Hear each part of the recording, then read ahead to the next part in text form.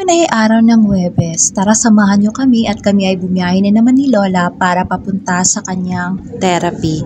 Every Tuesday and Thursday ay pupunta kami sa therapy. Pagkarating namin dito, ito yung unang ginagawa ni Lola, yung kukuha ng BP tapos proceed na kagad sa unang exercise niya. Ito yung pinakauna at ito naman yung pangalawa.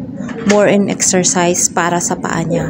Then, bago siya mag-proceed, syempre, pupunta muna si Lola ng toilet kasi kapag tayo tumatanda na, naiihi talaga tayo ng maraming beses tayong maihi. At syempre, video-video muna ang Inday habang nag-aabang kay Lola habang si Lola ay umihi. Pagkatapos umihi, proceed na naman si Lola sa kanyang next activity dito sa therapy niya. At ito na naman ang kasunod after computer. And then ito naman yung banda sa may table activity ni Lola. Pagkatapos dun sa kamay ay eto na naman itong dalawang exercises na ito. And then after all the exercises is yung BP ni Lola. So, ito yung pinaka-last, kukunin yung BP. At ito naman yung entrance kung saan dito si Lola nag-therapy. So ngayon kami ay pauwi na, naglalakad na si Lola pauwi at mag-aantay kami sa aming sundo sa labas. Thank you for watching!